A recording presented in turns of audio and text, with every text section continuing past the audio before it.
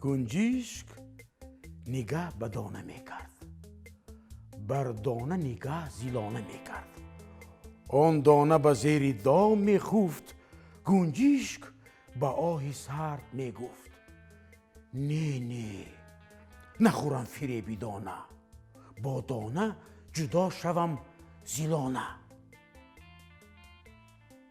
ناگاه به کامی نفس افتاد، اندیشه خود ببرد از یاد. چون گربه دنبه دیده از جا، زد بر سر دام و دانه خود را.